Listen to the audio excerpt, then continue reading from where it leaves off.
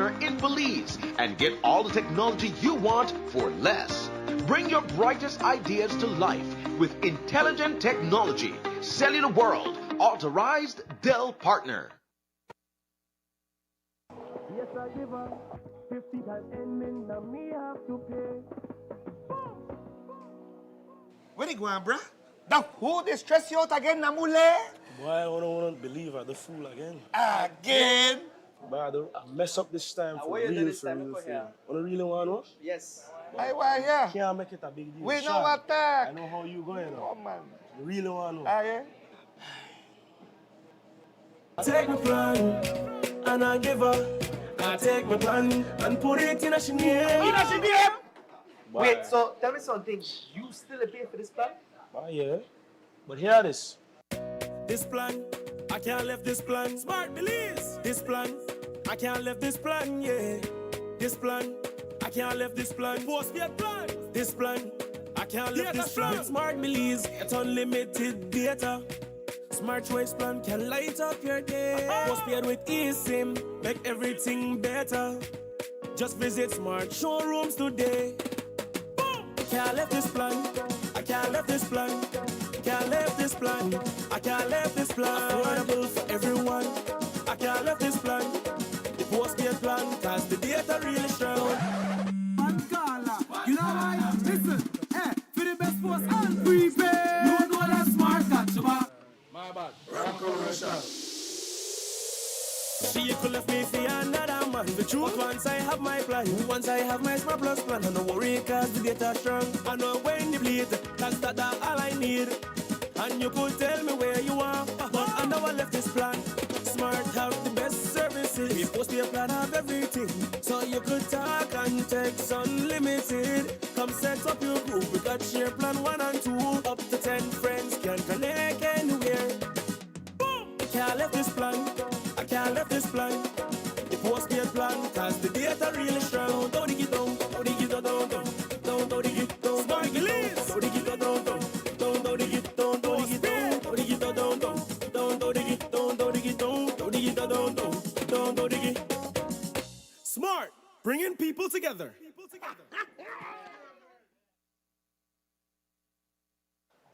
I am Logic Shepherd. Many of you know me as Mad Bull. You know I'm here to work, and you know my heart belongs to my people and my tongue. I'm running for mayor again, along with my amazing dynamic team. I am Joyce Canton, seeking re-election to continue the important work of keeping our natural environment and creating a vibrant and welcoming community for everyone. Let us continue to enhance our green spaces, strengthen our community to promote a safe and bright future for our families and children. I ask for your support once more. Let us continue this journey with a renewed commitment to our beautiful Orange Rock. Everyone knows Big Sanch. For my 3rd term as councillor, I would like to continue working with you, Orange Rockeños, with our municipal growth plan, zoning, infrastructure planning, and so much more. Let's keep on track. Thank you. I am Alan Yu, seeking re-election for a 2nd term. We have been busy ensuring that the development of small businesses is stimulated and nurtured in our town. Orange Rock deserves the best, and this team will deliver for you. Hello, Orange Rock. My name is Alondra de la Fuente, new to the team but not to leadership. I hope to work with young people and help make our town vibrant and active with the youth. I am Kader Escalante, and I'm also seeking re-election to continue the hard work of keeping our drains and street side clean, enhancing the beauty of our town while ensuring public health and safety. Join us as we take Orange Rock to another level for this term. Fellow Orange Rockeños, this is Dorette Pascasio, advocate for special education, culture, and women's affairs. Our town has done really well in recognizing the place of women and in organizing educational events that benefit young people. Let's keep up with those initiatives in this new term. We have worked hard for you. And with unity, focus, determination, and your support, we will continue to work. Join us on this exciting journey. Moving forward, one town, one vision.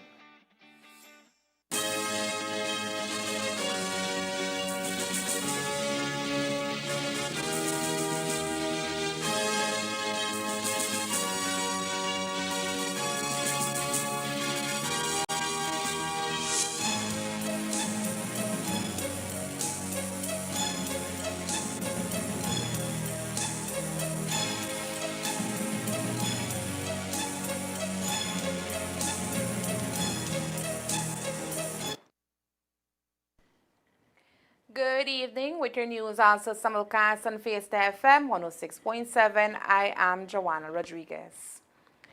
Today marks 3 days since police have been searching for 22-year-old Stephen Diaz, who is wanted in connection with the stabbing death of 19-year-old Orange Wakenia Josh Koo.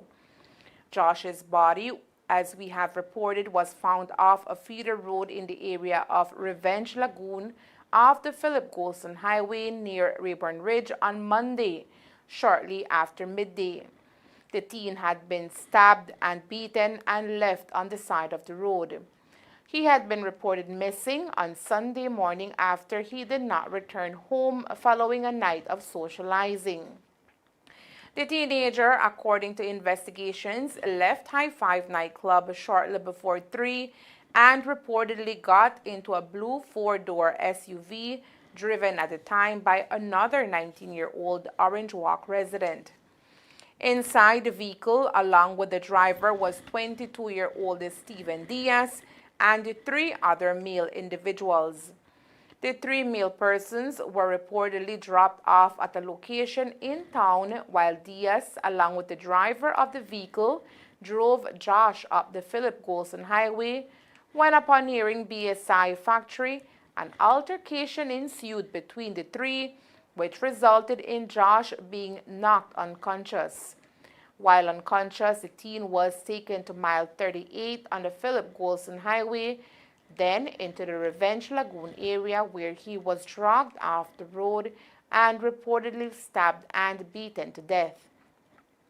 On Monday morning, the persons responsible for Josh's disappearance reportedly visited the Orange Walk police station and recounted their actions, which ultimately led to the discovery of Koo's body by police on Monday. Tonight, we understand that the driver, who is 19-year-old Orange Wakenia, was released from police custody without charges as police continued their search for Stephen Diaz, who is believed to be the main suspect in Koo's killing. We understand cops are awaiting directives from the Director of Public Prosecutions on how to proceed. Today, the Senate Special Select Committee reconvened in Belmopan. This time, it was Duncan and former Commissioner of Lands, Wilbert Vallejos, that were summoned to appear before the committee, where they faced questions in respect of a dubious definitive agreement that was signed in October 2020. The agreement was signed by Contreras in his previous capacity as a cabinet minister, and the lands were acquired by Portico for the development of the Port of Magical Belize in the days leading up to the November 2020 general elections.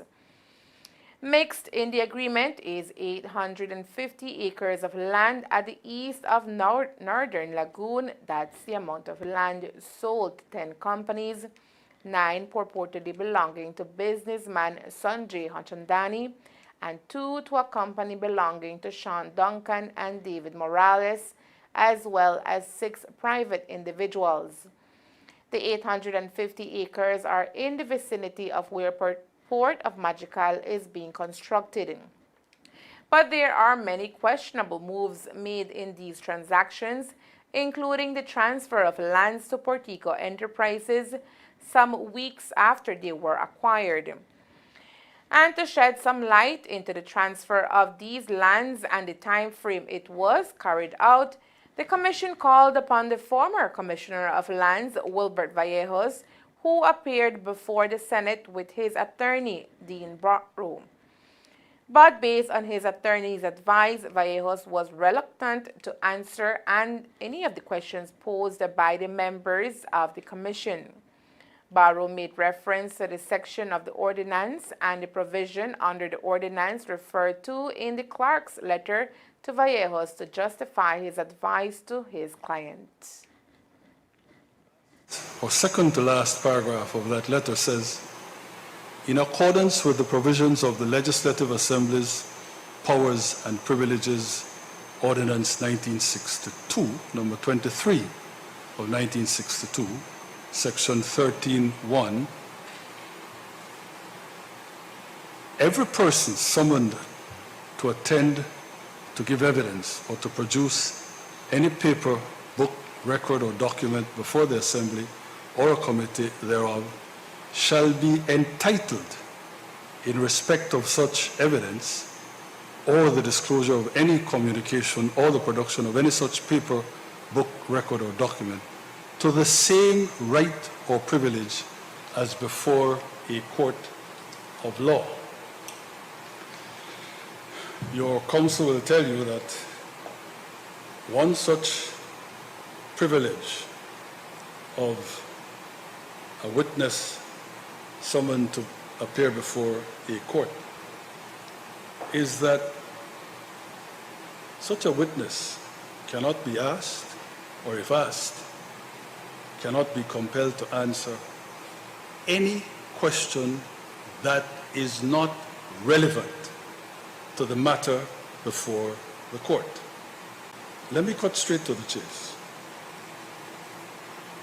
I wish you to allow me to go through the terms of reference, the motion, first of all, some of the recitals, and the terms of reference, after which I will submit to you that Mr. Vallejos is, I want to frame it carefully, is not obliged to answer any question along those lines that you may want to put. And sticking to the phrase of lawyers know best, the former Commissioner of Lands refused to entertain any of the questions directed to him.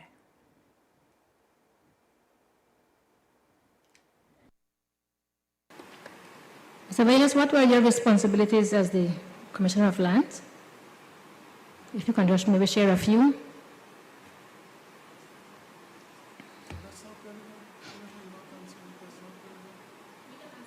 We ask the questions and then you determine whether you will answer them or not. But we have to ask the questions. I don't know the relevance of the question. Will you answer the question, Mr. Vallejos? No. Thank you. Who did you report to while being Commissioner of Lands?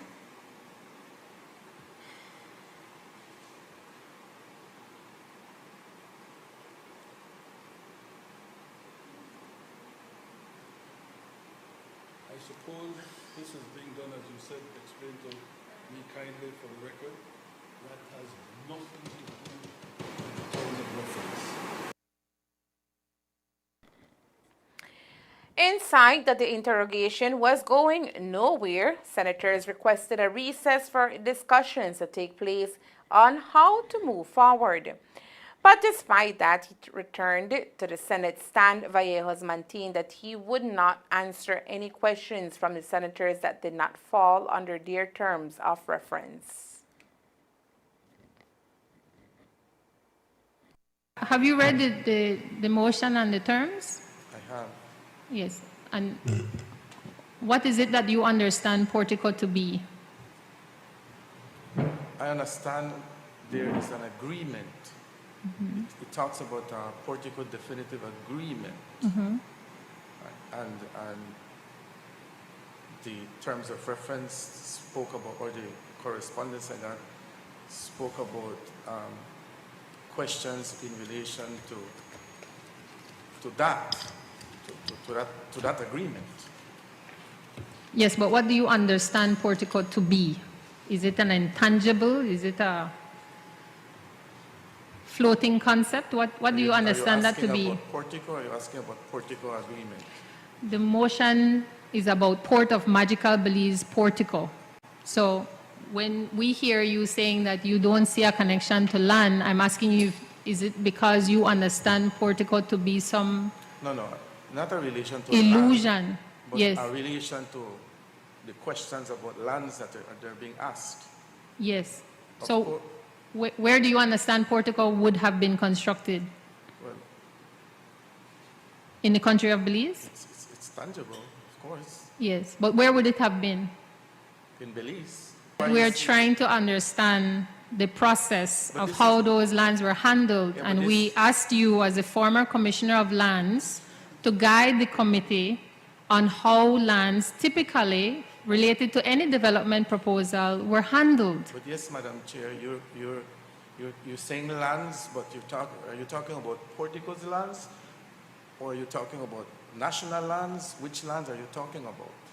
I'm talking about land that ultimately ended up in or adjoining the project site that is proposed for the development of this cruise port. And I'm asking you as a former lands commissioner, did that fall under your bandwidth to be aware of what developments were proposed for whichever areas in the country? Not necessarily. Could you expound on that? What do you mean by not necessarily? Well, people acquire lands. They don't necessarily have to tell the government what kind of development they're going to put on the land. It is enough for the government to know that a particular land is classified or for a particular use. Right? So if you acquire a residential parcel, you don't have to tell the government that you're going to build a hotel or a townhouse or a office space or a personal house. That's for you down the line. Is that your position, that companies would come apply to acquire land and not have to disclose? I didn't say companies. I said regular applicants. Yes. No, I'm asking about companies. As lands commissioner for 22 years, companies coming to the lands department and applying to acquire national land, what would have been the process? What would have been the parameters to proceed on that? Again, Chair, you're questioning me on matters that outside of what you said you questioned me. At the end, Vallejas opted to place on record that he would not answer any of the senator's questions but would be willing to return once he is provided with the questions beforehand. As you will see in our terms of reference, that we will publish a report. We will provide you with a copy of that report. You will have 14 days to revert to the clerk after he sends you that report to correct any matters of accuracy. So I am just trying to get it explicitly clear from you that all the committee's questions you are deeming as irrelevant, and you are refusing to answer those questions. Yes. Thank you. So we do respect your right and we reserve ours. If it is that the committee feels it necessary that again you be called forward, we hope that you will oblige the committee in doing so. And we thank you for your time today. Okay. Former Minister of Lands Ugo Pat was also scheduled to appear before the Senate Special Select Committee today, and he did, but due to time constraints, his lawyer Dean Barrow was informed that Pat will be called on another date. But even before the committee could adjourn this session, Barrow asked for Pat to be called in to inform the senators that he would exercise his right not to answer any questions on the basis that, to his view, those questions were not relevant.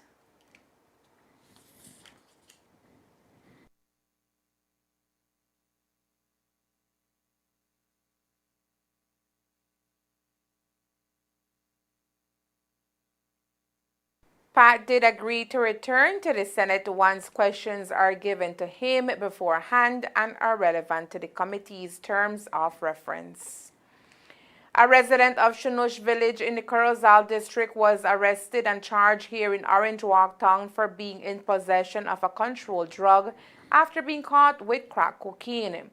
During a mobile patrol on Gravel Lane on February 12th, police searched 31-year-old Aldo Hernandez and were able to find in his possession 4 pieces of crack cocaine. The drugs were weighed and amounted to 1.12 grams. Hernandez was subsequently charged for possession of a controlled drug with intent to supply. In Belize City, Senior Magistrate Baja Showman today started hearing the voir dire in the Bladen 12 drug plane trial to determine if utterances made by one of the accused in the case, Mexican national Jose Esparza Sanchez, and a caution statement by another accused will be admitted into evidence. The prosecution, led by the police's chief prosecutor, Alifa Elrington, called as a first witness Corporal Richard Arnold, who was the officer who detained Sanchez on the day after the plane landing. Corporal Arnold testified that he, along with Sergeant Hortensia Pop and other officers who were in a police mobile, came upon Sanchez standing on the roadside when approaching the junction of the Southern Highway and Golden Stream Village. He testified that when they exited the mobile, the individual tried to run, but he could not get far because his right foot was hurt. Arnold declared that the individual identified himself as a police officer, and when he asked Sanchez what he was doing there, Sanchez indicated he was there to offload the plane. Corporal Arnold affirmed that at no time did he force Sanchez or make any promises for him to share any information.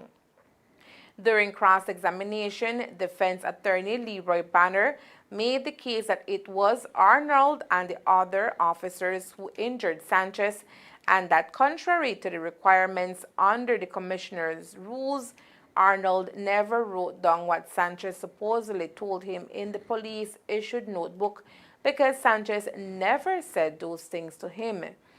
In the afternoon session, the prosecution called the Sergeant Hortensia Pop to testify. His testimony corroborated much of the evidence of Corporal Arnold, who said that at no time did he or anyone in his group force Sanchez or threaten him to say what he did. Police prosecutor Alifa Elrington spoke to the media about the court proceedings. There are a couple of things happening with respect to this voir dire. Juan Esparza Sanchez said certain things in the field. So that is the process that we're going through. One of the other defendants gave a caution statement. So the voir dire will address both those things. The admissions that were made in the field and then the caution statement made by another accused. When the witness was being cross-examined, as far as I'm concerned, the witness did very well in cross-examination. I wouldn't speak to anything more than to say, as far as I'm concerned, he addressed each question that he needed to address and he answered each question properly. I don't have one more witness. I have quite a number of other witnesses, but it all depends on what position the defense takes. So I have certain witnesses that are lined up to address certain things, but there may be other witnesses that the defense may require based on the statements that they have in their possession, and they may require additional persons to come. But with respect to my case for the voir dire, I probably have about 5 or 6 more witnesses. So how much time would you say? Well, based on today, I would say probably another 2 or 3 days to address the voir dire. It is expected that the voir dire may go for another 2 or 3 days and is expected to resume at 9 a.m. tomorrow. Coming up next, the GOB, World Wildlife Fund, and DFC join forces to secure sustainable fishing in Belize. Stay tuned.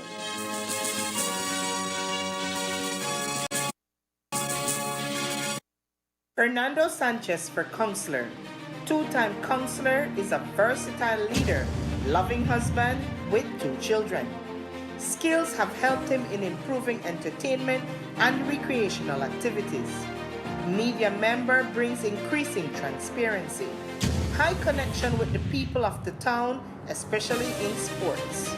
Experience with both past Mayor Bernard and now Mayor Shepherd helps to foster development in his hometown. Hernando Sanchez for counselor. Shop smart for your Samsung devices in Belize and enjoy benefits you won't get anywhere else. When you shop locally for your Samsung, all your devices will be covered by a 1-year local warranty. You won't get that when shopping with the other guys. When in doubt, always look for the Cellular World seal to know you're getting the real deal. Shop with confidence and enjoy your Galaxy knowing that it can be repaired locally at our Samsung Service Center by certified Samsung technicians using original parts and machinery. Even better, enjoy the best LTE experience in Belize, knowing that your Samsung devices are compatible with major local carrier networks. Get the ultimate Samsung Galaxy experience only when you shop from authorized Samsung resellers nationwide.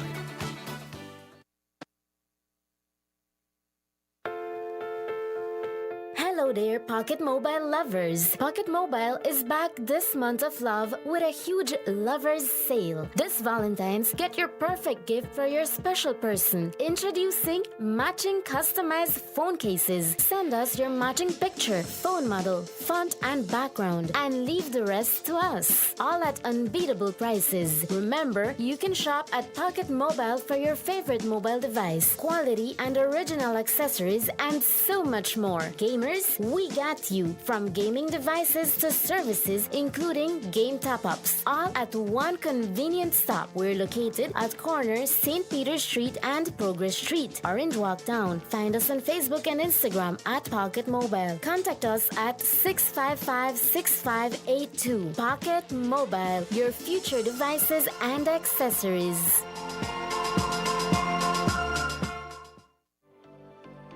Double your love, double your tech, and say I love you with the latest gadgets. So forget the flowers and chocolates and surprise them with the gifts they want. Match or mix any Redmi A2 or ZTE Blade A71 to get 2 of the same, or combine for an all-time low price of just $399. Stand out when you buy 2 Android smartphones for only $209, or 2 Redmi 13C for an unbeatable $649. Save even more when you shop, save, and secure your Galaxy devices with Samsung's 1-year local warranty.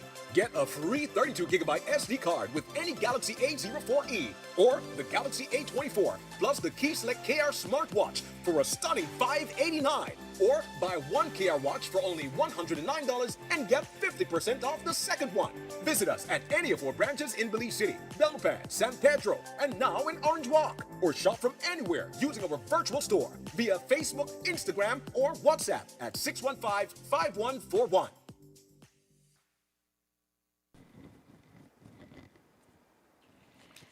The government of Belize has engaged into a new mission after partnering with the World Wildlife Fund and the Development Finance Corporation. The idea is to allow artisanal fishers and others to have access to financing in order to sustainably manage fishing in Belize. The aim is to promote sustainable fishing and healthy marine environment. The Jumpstart project will be executed in Glover's Reef. So the fund is being developed and the fund's leveraged through the Development Finance Corporation, the DFC, and it is now about to enter its pilot stage targeting fishers who use Area 8, which is the Glover's Reef area. And many of those fishers are from Sartanair, which is the home of SACD.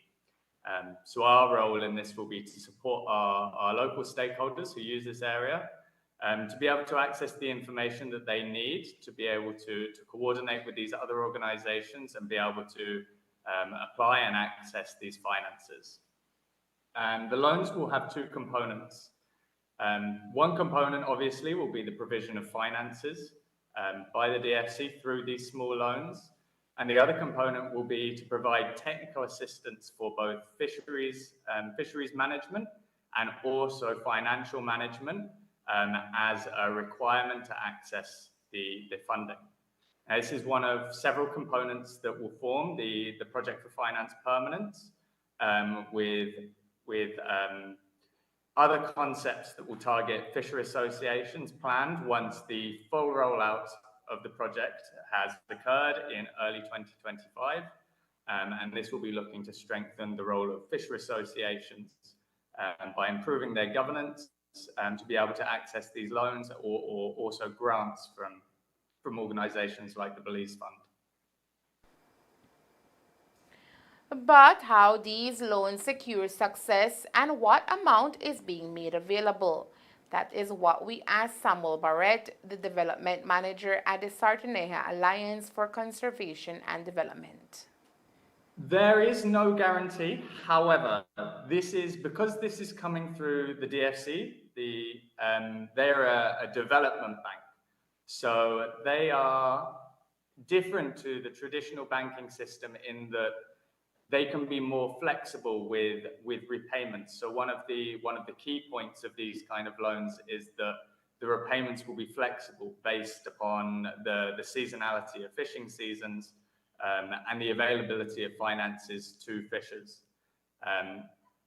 The real purpose of these loans is going to be targeting fishers who have historically been disenfranchised and excluded from the traditional finance and banking systems in Belize, who are then forced to resort to accessing informal high-interest loans to meet their operational emergent needs before, during, and after the fishing seasons. Now, these loans can range from anywhere from 20 to 40% interest rates, which is putting an unnecessary burden on these fishers, and it's promoting unsustainable and illegal fishing. So by providing these development loans, the concept is that this will reduce the financial pressure on fishers and allow them to be more sustainable with their fishing practices. Last Wednesday, a manatee was reported dead near the fishing village of Sartaneja in the Corozal district. It is a major hit for the conservation community since the mammal is depleting and fast. A post-mortem examination was performed on the mammal that confirmed the calf to be a male. Today we spoke with the Sartaneja Alliance for Conservation and Development Natural Resource Program Manager, who told us more about the situation. Last week on February 7, in the morning, we received notification that a dead manatee was sighted near the Sartaneja jetty, right? So we immediately responded to this call. A resident from Sartaneja came to our office and informed us.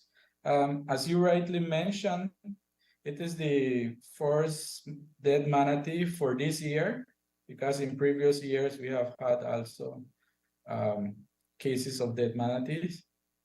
And mainly these cases are related to boat collisions, mainly, but in this case, the cause of death was undetermined, and this is mainly due to the level of decomposition that the carcass was found. It was in an advanced stage of decomposition, where most of the internal organs were all found in, nothing can be observed really from the internal organs, like the heart, the liver. These were all like squishy, smudgy, like you can't even identify them as good as when the carcass is fresh. Leo Santoya, the Natural Resource Program Manager of the SACD, says the death of the Antillean manatee can fall under the hands of the recent weather conditions. We are associating more this case with the bad weather that was hitting the country. You know, like there was this big norte or north wind that was coming in. And as this manatee was identified as a calf, maybe it got lost from his mother, or maybe, you know, the waves hit him, make him hit onto something along the shoreline, because they mainly use the shoreline. So the information that we gather from the necropsy conducted was only the sex, that it was a male Antillean manatee with the total length of 149 centimeters. And based on that, we age it as a calf, right? So our first insight was to try to find if the stomach had milk, because usually if it's a calf, it will be attached to his mother and still milking, right? But in this case, we only observe plant-like material inside the stomach. So we discard that this calf was attached to his mother, so probably was in his first few months of being alone. That could also be a possibility that can lead to the death of the calf, because he was not finding enough food. Villagers of San Jose Palmar here in the Orange Walk district will soon be able to take advantage of reliable and efficient garbage collection within the village. For several months, villagers have been expressing concern about proper garbage collection and disposal within the community after the dump site was closed back in 2023 due to health risks. After weighing their options to determine the best solution for the community, Village Chairman Orlando Ayuso says they have hired a private company which will now be in charge of the collection and disposal of garbage in the entire community in an affordable and efficient manner. This company is offering us a cheaper rate than what is the present rate. They're saying that for $5 a week, they would take away up to 2 drums of garbage, household garbage, from each household. And for those who want to subscribe for the month, it would be only $17. And that would be like you're talking about 8 drums of household garbage, which is a lot. If you're producing 8 drums of household garbage, you're really producing garbage. And they went into other agreements. Now, we talked a bit about revenues.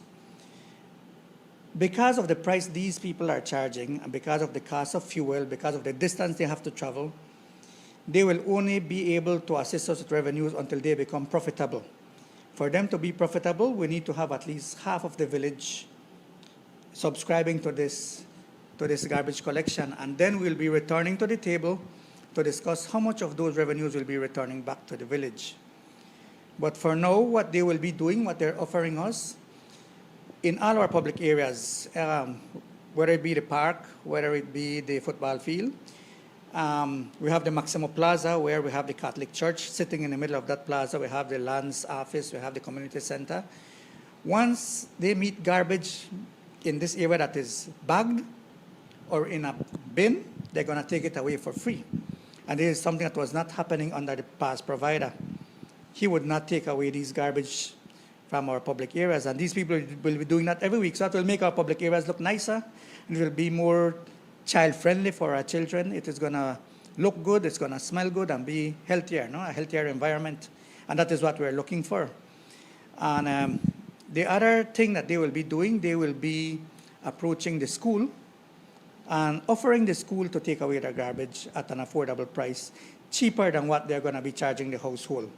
So we do have benefits upon starting, but right now, like I say, they're starting. So they need to see how this will go before we could talk about how much revenues will be coming back to the village. The new schedule for garbage collection, according to Ayuso, will be every Thursday, and villagers are encouraged to take advantage of this new service, which will benefit the community in various ways.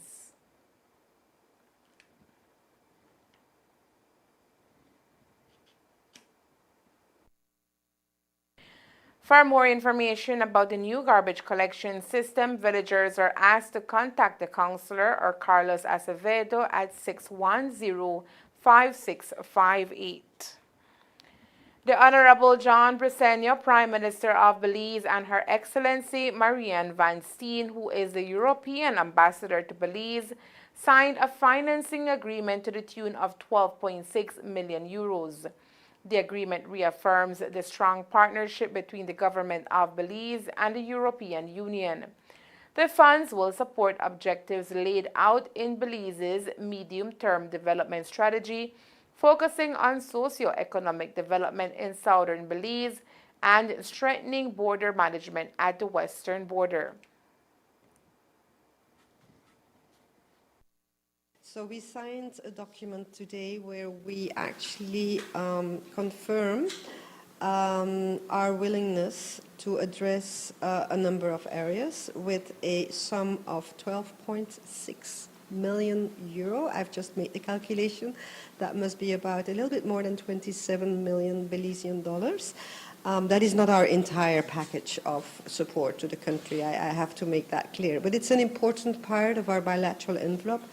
And I was saying thanks to everyone who contributed to that, because it's been a very consultative process. It's not like we come here and we say we're going to help with 1, 2, 3. We actually talk both with the government and civil society. And we've come up with a couple of very important initiatives for the country. You will be interested to know which ones they are. The first one is it's not hard to see, and everyone knows, but we've agreed that the main priority, the main needs there are in this country is the South. I mean, the South really needs an extra push, needs help with its local development plans, needs help with microcredits, needs help for let's say the more vulnerable participants of society, the women, the children, to get that extra push in order to allow them the possibility to participate more in society and to create livelihoods for them, economic opportunities. So that is one of the big parts. I mean, there are two big parts, but one big part of the funds will be used in order to incentivize a sustainable development. It needs to be green. We do not want to, impact negatively the environment through the development of the South. So a sustainable development in the South with socio and economic opportunities for the people living there. So one other area that will see development with this first fund made available to the government of Belize is border management. So we think it's important that there is some strategic thinking about a kind of integrated border management. The government needs to know exactly what to do and how it can facilitate border crossings in the future. And there's lots of different agencies and ministries and civil society who are involved, but they should all, be brought on the same line. I just had a discussion with the Prime Minister who actually agrees with the importance to prepare the work. We very much hope that there's going to be an outcome from the International Court of Justice very soon. And then, of course, more will need to be done, and I'm sure that the country will probably reach out to us and to other donors to see how the border can be demarcated, our border crossings can be actually constructed. But for the moment, we are very much committed to strengthen border management, to have a strategy, and to help the country to actually have a border on that side, which has not been really, 100% clear to everyone. So very much looking forward also to make sure that even if there is a border, I think it should be extremely important that countries work together and that there is easy border crossings, both of people but also of goods. So we would also like to make sure that trade can be facilitated, and that's also part of our priorities when we are going to use this 12.6 million euro to assist the country. So no, let me just conclude. This was very important, this agreement, the result of hard work, and it really illustrates what a good relationship we have with Belize. I was congratulating the Prime Minister and actually also the former Minister of Foreign Affairs that we've been working very closely together. as to how this government has been able to put Belize on the map. Now that the agreement has been signed, contracts for the development of the South shall begin in the near future. Today, the NGO community in Belize joined the European Union for the launch of a project titled Strengthening Civil Society Participation in Democracy through Effective, Inclusive, Good Governance, Reform, and Oversight. The goals and objectives of the project seek to highlight the importance of civil society participation in promoting democracy and good governance in Belize. The project is being implemented by the Belize Network on NGOs along with the Belize Audubon Society and funded through the EU.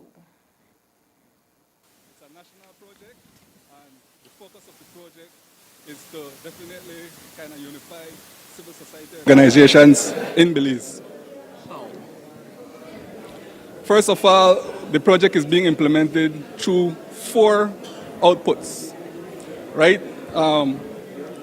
And the main focus of the project is, again, as you can see from our billboard here, it will focus on capacity building for local CSOs to engage in national level policy dialogue. We will also focus a lot on promoting gender equality, women and youth empowerment and inclusion, and we are focusing on promoting an enabling environment on behalf of vulnerable communities with attention to digitization. The project is being implemented closely along with the Constitutional Reform Commission as they carry out their work to establish constitutional reform in our country, which is one of the key bases of the project. We have conducted a series of workshops geared towards a very important of Belize that is ongoing, the constitutional reform process. So in terms of the constitutional reform process, we are partnering with the People's Constitutional Commission, and we have mobilized broad-based civil society participation in a series of workshops that has been concluded in November and December. What's the value of the project? The importance of the project is to ensure that we have a solid democratic country. As you know, civil society organizations are very important to democracy in any nation. The project is receiving funding from the European Union to the tune of 300,000 euros as the EU seeks to prioritize the involvement of civil society in democracy. The European Union thinks that democracy, respect for the rule of law, respect for human rights are essential, and they're very high on our agenda when we work with other countries.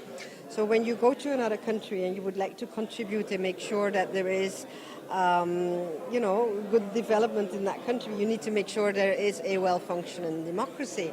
So it is pretty new that we start working in different countries to strengthen the role of civil society, but that is because we have understood that in order to have a democracy that works well, you need to have a very vibrant voice of civil society.